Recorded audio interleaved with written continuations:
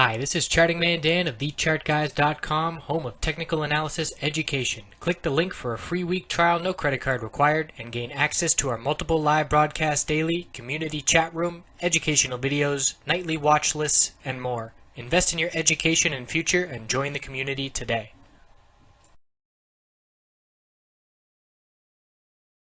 Looking at gold on the daily, weekly, and shorter term time frames. So the bears are still in control. We have not broken the lower high pattern that has been in play now for the past 7 days.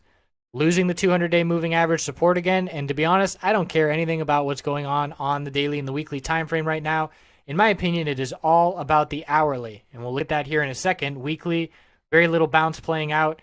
And weekly is the right word because gold is bouncing weekly. So the lower high pattern on the hourly has not broken. And we keep getting question after question, people wanting in on these miners. I would not be swinging JNUG or NUGT overnight without this pattern breaking first. It's fine to be trading it bullish day trading. There's a nice volatility back and forth in both directions, but it's just so very clear that the bulls have not changed this trend.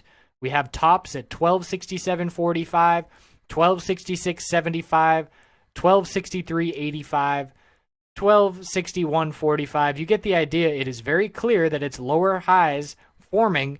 And I drew this downtrend line after these two tops hit, and I saw the bounce was beginning to play out. And lo and behold, it rejects perfectly from it. And here we are now down at the low of the day and looking to test the lows back in the 1240s because the bulls cannot turn anything around. And why are the bulls so weak?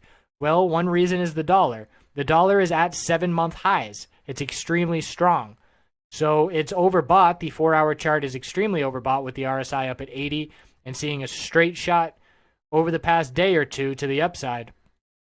So we can expect the dollar to pull back a bit looking at how overbought it is on the 4-hour chart, but the daily chart has broken every resistance level in place over the past 7 months.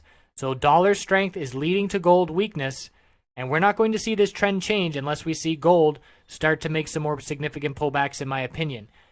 Or unless we start to see the dollar, if I just said gold. So I need to see a break of 1263.85 at the least, and I'll be very comfortable with the bulls if we break 1267.45. So bears in full control. Any swing plays need to be bear miners, in my opinion, and we'll see if this trend changes. We'll certainly be all over it when it does change, and then we can be looking to swing these bull miners. But as of right now, bear is the word on gold and the miners, and that's that. Let's look at some of these charts. JDST could not break the high of this move. Here's a clear example where dust is stronger than JDST because the senior miners are weaker than the junior miners. Look at dust breaking the highs, higher highs. So 50.98 was the top. We got up to 51.35. And we look at JDST, the top was 38.22, and we didn't even come a dollar close. So over 2% lower than the high of October 6th, where we have dust breaking the higher highs. And I get comments on these videos saying, why does it matter which one we choose? If it's going up, they're both going up.